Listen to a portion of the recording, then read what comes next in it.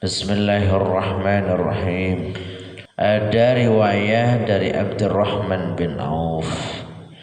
Riwayat ini dari Rasulullah sallallahu alaihi wasallam. Hansa Nabi Dawo, satu ketika malaikat Jibril mendatanginya. Dan kemudian malaikat Jibril ngomong, "Wahai Muhammad, tidak ada seseorang yang membaca salawat kepada engkau kecuali orang-orang itu adalah orang yang dimintakan ampun oleh 7.000 malaikat. Yang mana barang siapa dimintakan ampun oleh malaikat, maka dia menjadi ahli surga." Nah, dari sinilah kemudian sebaiknya di waktu-waktu tertentu atau bahkan semua waktu kita, ketika kita dalam keadaan nganggur, ayo gunakan untuk bersolawat. Kemudian ada riwayat lagi dari Nabi menghikayatkan dari Tuhannya, yaitu Allah Subhanahu wa Ta'ala. Setiap perbuatan seorang hamba, maka itu akan diberikan kepada hamba tersebut. Apanya? Pahalanya. Kecuali puasa. Fa innahu li wa ana ajzi bihi. Kecuali puasa, karena sesungguhnya puasa itu milik Allah, kata Allah begitu. Dan Allah sendiri yang akan membalas balasannya. Alasannya apalagi? Karena puasa itu adalah satu rahasia yang mana dikerjakan seseorang, kemudian orang yang lain itu tidak tahu. Jadi kowe poso iki nek kowe ora ngaku-ngaku, wong liya iki ora ngerti nek kowe iki poso. Lebih-lebih andai kata puasanya puasa sunnah, Senin Kemis di selain Ramadan. Kowe poso iki wong ora ngerti nek kowe iki poso. Pemane kebenaran dene ya poso, kerjane ya rajin, semangat bisa, ora ono lemes-lemes babar belas. Kan tidak ada pembeda antara mana yang puasa dan mana yang tidak. Itulah rahasia yang ada pada ibadah puasa. Berbeda dengan ibadah-ibadah atau ketaatan-ketaatan yang lain selain daripada puasa. Wali annahu sirrun la yarahu ahadun illallah ta'ala faltazama jazahu. Karena puasa adalah satu ibadah yang rahasia, yang ngerti hanya Allah Ta'ala, maka Allah pula lah yang akan memberikan pahala langsung kepada si pelaku puasa. Walidha ruya anin Nabi, sampai-sampai ini diriwayatkan dari Nabi lagi. Rasulullah pernah bersabda, ketika hari kiamat itu datang, maka ada kaum-kaum yang dia punya sayap. Ada manusia-manusia yang dia punya sayap laksana sayap burung. Dan kemudian ia terbang mengelilingi pagar surga. Nah, karena dia bisa terbang di sekeliling pagar surga, kemudian khazinul jannah bertanya, malaikat penjaga surga bertanya, "Man antum? Kamu siapa?" Kemudian mereka menjawab, "Nahnu min ummati Muhammadin alaihi salatu wassalam." Saya adalah bagian daripada umat Muhammad, umat Rasulullah sallallahu alaihi wasallam. Karena dia menjawab demikian, maka khazinul jannah atau penjaga surga bertanya lagi, "Hal ra'aitum al-hisab?" Lantas kamu bisa ke sini, apakah kamu sudah melalui proses hisab? Apakah kamu pernah melihat hisab? Mereka menjawab, "La, saya tidak." Kemudian malaikat penjaga surga tanya lagi, "Hal ra'aitum as-surata?" Apakah kamu sampai di sini kemudian melalui jembatan siratal mustaqim. Orang-orang atau kaum yang ditanya tersebut kemudian juga menjawabnya, lah tidak.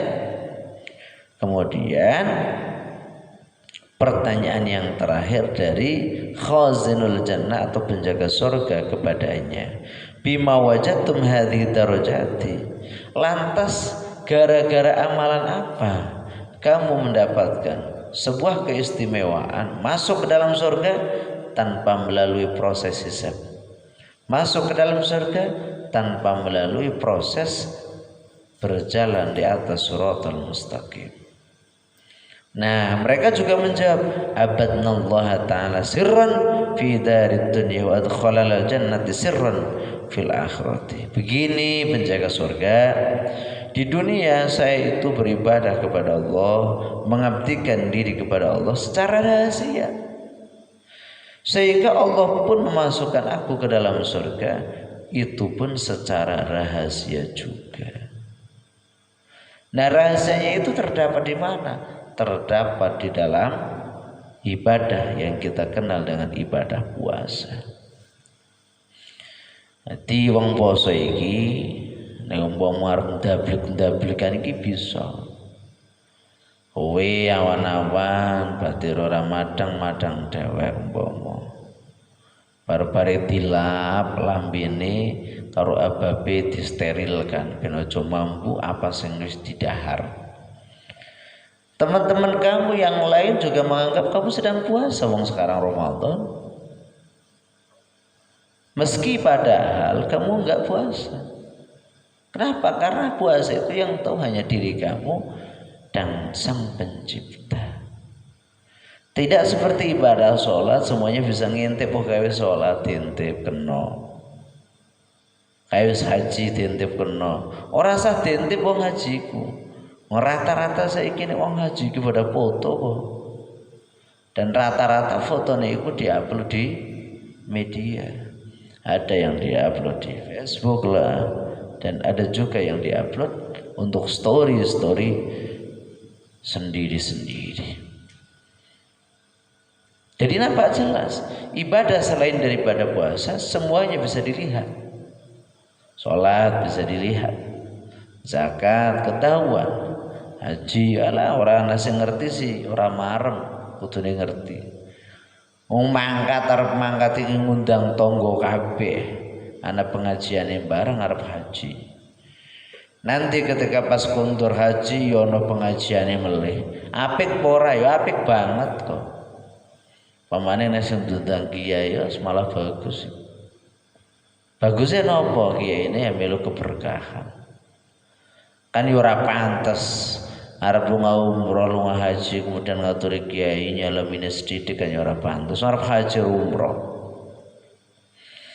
atau pulang haji dan pulang umroh barbaris syukuran kadang-kadang gede-gedean mosok nyalami amplop karo kiai ini sedidik kan ya ora lupa semua. Ibadah-ibadah larang amplopnya ya kudune gede tur ya bagus-bagus. Ya, jadi ibadah-ibadah selain puasa semuanya bisa kelihatan. Orang lain bisa menjadi saksi atas perbuatan ibadah-ibadah selain daripada puasa. Kalau puasa yang menjadi saksi dirinya sendiri dan yang menerima kesaksian adalah Allah Subhanahu wa taala.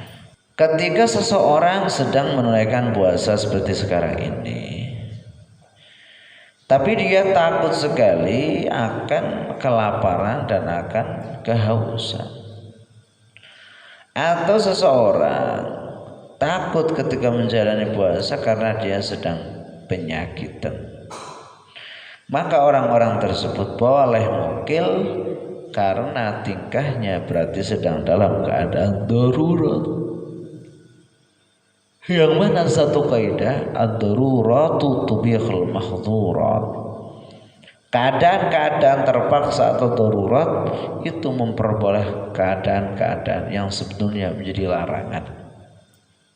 Saya contohkan, maitah atau bangkai itu haram dimakan oleh kita. entah itu bangkai dari bangkai kambing, entah itu bangkai dari bangkai sapi, entah itu bangkai daripada kewan-kewan yang dagingnya halal dimakan. Karena dia sudah berubah menjadi bangkai, maka keharaman itu ada. Lah kapan seseorang boleh memakan bangkai?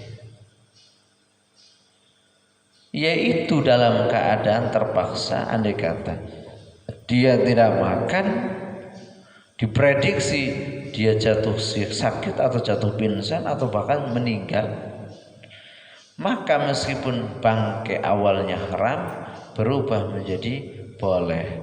Sebatas mana? Sebatas andai kata dia sudah makan dan cukup, maka sudah selesai. Tidak boleh kekenyangan. Kenapa? Karena itu adalah dalam keadaan darurat.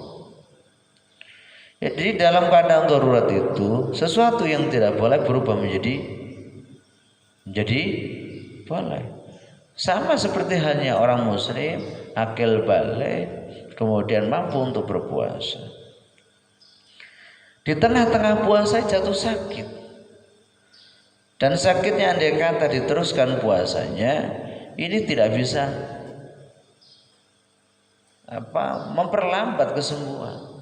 Maka dalam keadaan itu masuk dalam keadaan darurat, sehingga dia boleh mukah, boleh mukil, boleh membatalkan puasanya. Tentunya fa'iddatun min ayyamin ukhra, harus dihitung dan harus diqadha pada saat yang lain.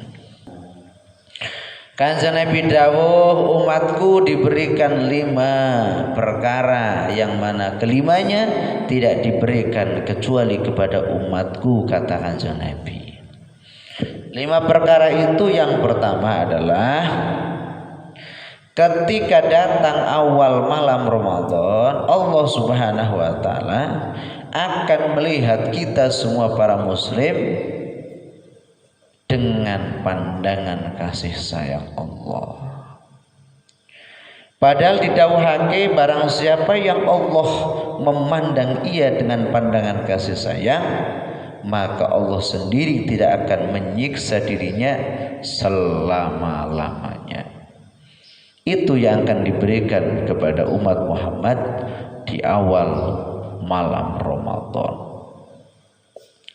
Kemudian yang kedua, Allah perintahkan kepada malaikat untuk memintakan ampun kepada umat Muhammad. Di malaikat iki dadak tandang nyuwunaken ngapura karo kesalahan dan dosa kita manusia. Kan ayem iku. Kadang-kadang dhewek kelalen ora tau istighfar, ora tau astagfirullahaladzim. Astagfirullahaladzim. Kadang yang muni yang ngono tapi orang kerasuk babar belas ning ati karo ning manahe dhewek. Nah yang ketiga, Allah kasihkan kepada umat Muhammad siapapun dia yang menunaikan puasa, bau mulutnya lebih wangi di hadapan Allah Subhanahu wa taala jika dibandingkan minyak wangi yang terwangi yaitu misik. Hadi kam min thayyibin wala kamiskin.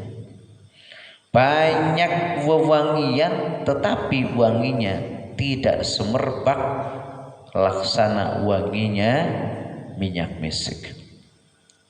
Kam min thairin wala kabazin. Banyak burung yang bisa terbang tetapi tidak seperti burung elang. Nah, bau mulut orang-orang yang berpuasa, meskipun ketika itu disemprulkan di hadapan teman kamu bisa jadi kamu kena jotosan, tapi di hadapan Allah Subhanahu wa taala bau mulutmu itu lebih seger dibandingkan minyak misik. Lah minyak misik sih saka apa? Minyak misik iku ana sing ndawake terbuat dari darah kijang. Jadi kijang iku diarah ke diye dan iku di otak-atik barbari dadi apa? Minyak. Makanya harganya sangat mahal. Lah nenek kepengen wangi-wangi sampean ora pengen mahal ya gampang gariatus nganggo sabun Harmoni. 2.000 rupiah wanginya sampai kemana-mana. Zaman iku lambian ikin teng pesantren ya sering itu kok Harmoni, murah meriah, mambune wangi. Kalah-kalah banget jenenge tuku sabun sing mandan bermerek. Mereknya ya sing paling apik Harmoni, memang harum dan wangi. Harum dan wangi tentunya tidak menguras kantong santri. Karena kantongnya masih belum jeru-jeru. Yang keempat, Allah akan kasihkan kepada umat Muhammad, Allah dawuh karo swarga, ittakhidhi zinataki. Surga, ambillah perhiasan kamu.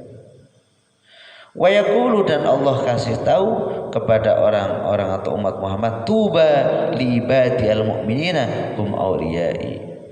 Bejo-bejone wong yaiku kawula ingsun sing padha mukmin. Mergane hamba-hamba yang iman, hamba-hamba yang mukmin adalah auliyai. Dia atau mereka semuanya adalah kekasihku. Yang kelima, Allah mengampuni dosa-dosa daripada umat Muhammad. Nah, karena alasan beginilah kemudian Rasulullah diriwayatkan dari Abi Hurairah pernah bersabda, barang siapa puasa Ramadan iman dan ikhlas karena Allah, maka dosa-dosa yang telah lampau, dosa-dosa yang telah lalu dimaafkan di ngapura kalian Allah Subhanahu wa taala. Setiap saat di bulan Ramadan Allah bebaskan 600.000 orang-orang yang sebetulnya harus masuk ke dalam neraka. Tapi karena ia meminta ampun kepada Allah, Allah ampuni dan langsung diangkat. Tidak kemudian dimasukkan ke dalam neraka. Lah mungkin tekan kapan iku prosesnya amben saat amben waktu iki Allah Subhanahu wa taala memerdekakan orang dari neraka sampai 600.000 itu sampai Lailatul Qadar. Berarti umpama amben dina iki ana 24 jam. Anggap saja satu saat adalah 1 jam, berarti setiap jamnya Allah Subhanahu wa taala mengampuni dosa-dosa orang 600.000 orang. Lah 600.000 kali 24 jam berarti piro ketemune? Iku tekan malam Lailatul Qadar. Lah engko nek wis malam Lailatul Qadar dikalikan dari 600.000 orang yang dimerdekakan dikalikan lagi sampai kemudian hari fitri. Hari fitri ini bodoh. Nah di hari bodoh atau hari fitri maka Allah juga akan membebaskan orang-orang yang awalnya sebetulnya akan dimasukkan dalam neraka. Makanya berbahagialah bagi kita semua yang menjumpai Ramadan, kemudian diberikan taufik dan hidayah oleh Allah Subhanahu wa taala untuk kemudian mau mengikuti dan menjalankan apa yang sudah menjadi ketentuan. Jangan kemudian kita berlagak sombong, kanca-kanca semara poso dinyek-nyek umpama. Kita harus tahu bahwa kita mampu menunaikan ibadah yang bentuknya sholat, yang bentuknya puasa, yang bentuknya zakat, itu atas pertolongan Allah Subhanahu wa taala. Sesuai dengan wirid yang biasa kita baca, la haula wala quwata illa billahil aliyil azim. Tidak ada kekuatan untuk kemudian kita terhindar dari melakukan kemaksiatan. Tidak ada kekuatan untuk kemudian kita bisa menunaikan sebuah kewajiban kecuali semuanya adalah pertolongan Allah Subhanahu wa taala. Kita terhindar melakukan maksiat atas pertolongan Allah. Kita bisa menunaikan sebuah ibadah-ibadah atas pertolongan Allah Subhanahu wa taala. Kalau manusia sudah sadar demikian, maka tidak ada sesuatu yang pantas untuk kemudian dibangga-banggakan, lebih-lebih urusan ibadah. Kenapa wong itu pertolongan Allah Subhanahu wa taala?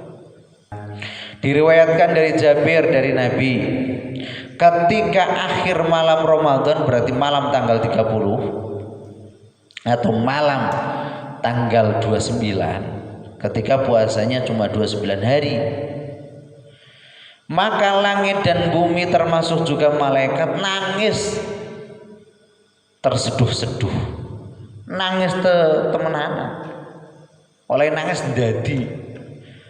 Akhirnya ditakoni,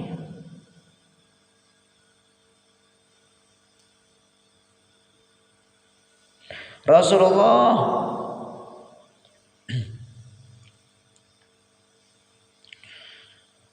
ketika akhir malam Ramadan itu langit, bumi, malaikat itu nangis gara-gara musibah yang menimpa umat Muhammad. Akhirnya kan ditanya, wahai Kanjeng Nabi, musibah apa yang hendak datang menjumpai umat Muhammad? Akhirnya Kanjeng Nabi dawuh, yang dimaksud dengan musibah yang akan menjumpai umatku adalah hilangnya Ramadan.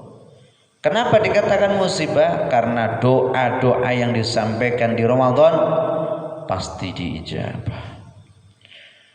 Kemudian karena sedekah-sedekah di Ramadan pasti diterima oleh Allah.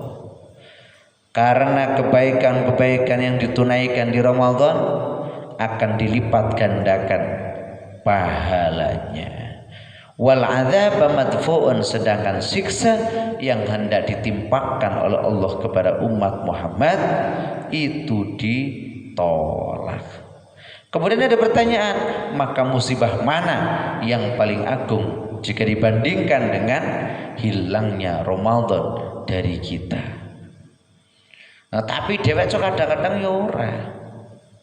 Tekani Ramadan kan tidak wahake barang siapa menyambut kedatangan Ramadan dengan bersukacita, dengan kegembiraan, maka haram jasadnya dimasukkan dalam neraka. Tapi kadang-kadang sebagian dari kita dengan hadirnya Ramadan malah kemudian mengeluh, lah poso teko maneh, kebutuhan katon kabeh. Akhirnya ngeluh, butuh sandangan lah, butuh makman sing beda lah, butuh omah dicet lah, butuh nukona sandangan putra putrine lah, butuh berbagi karo wong tuane lah.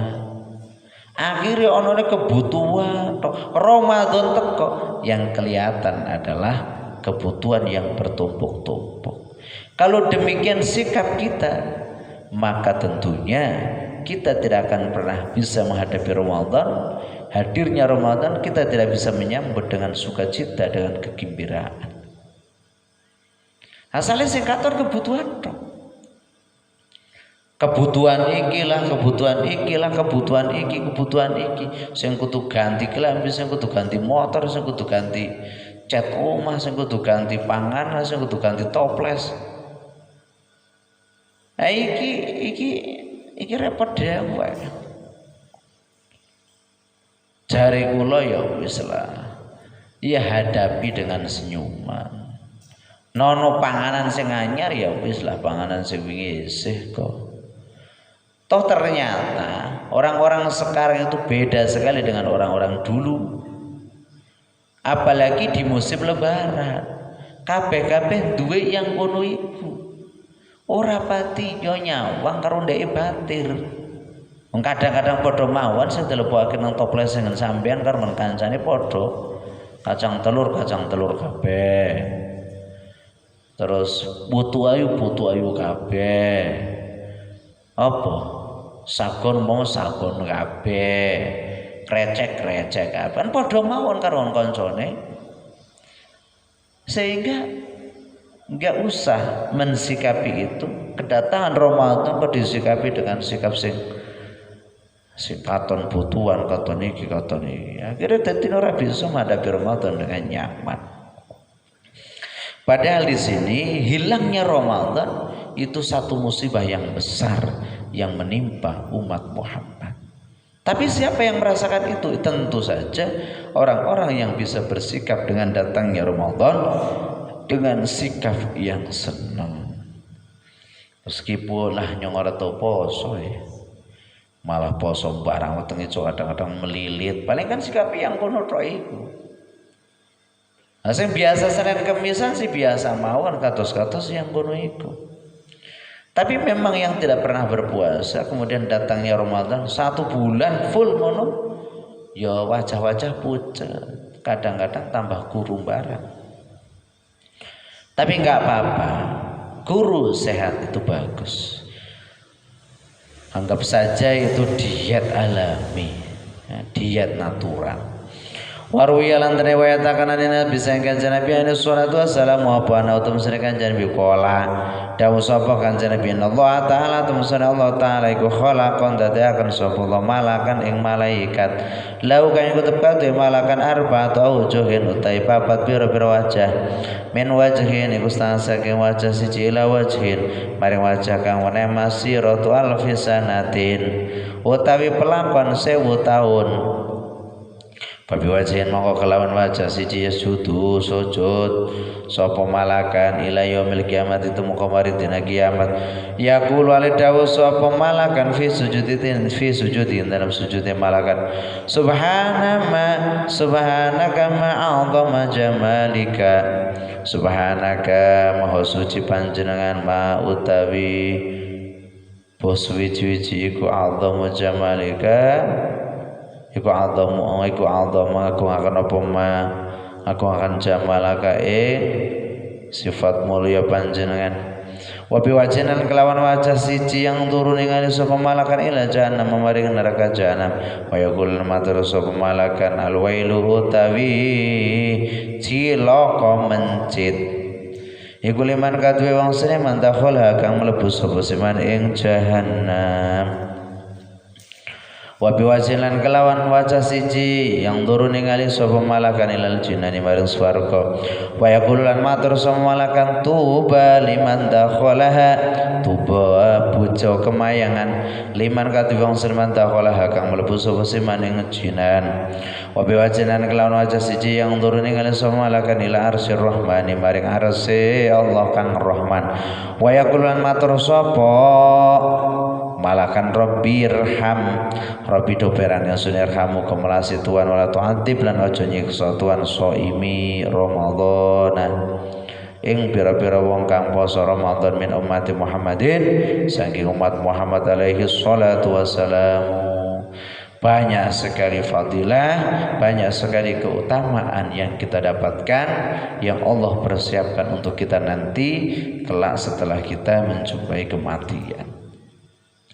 Semoga itu semuanya bisa menjadi bekal kelak hidup kita di negara yang belum kita ketahui, yang sering kita sebut dengan negara akhirat. Selamat di dunia, selamat pula di akhirat. Di dunia kita sudah bisa makan sehari 3 kali, katakan itu cukup dan katakan itu adalah keselamatan. Di dunia kita bisa ganti-ganti pakaian, bahkan 2 hari sekali, kadang sehari sekali, kadang sehari 2 kali kita bisa ganti pakaian. Artinya kita sudah kecukupan di dunia. Mau tidur sudah ada tempat yang digunakan untuk tidur ya.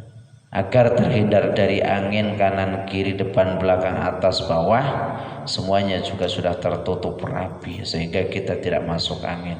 Anggap saja itu adalah kecukupan. Kita hendak bernapas, napas kita penuh tidak sesek, itu juga kecukupan yang Allah berikan. Artinya dunia kita sudah nyaman. Tinggal kenyamanan akhirat yang kita juga harus pertimbangkan. Di antaranya menumpuk-numpuk amalan solih tanpa harus memamerkan dan tanpa harus ujub terhadap amalan yang kita miliki. Semoga Ramadan ini benar-benar menghantar kepada kita semuanya untuk kemudian menjadi orang yang beruntung di dunia dan beruntung di akhirat, seperti doa yang kita lantunkan tiap malam, Rabbana atina fid dunya hasanah wa fil akhirati hasanah wa qina adzabannar. Wallahu a'lam bishawab. Al-Fatihah.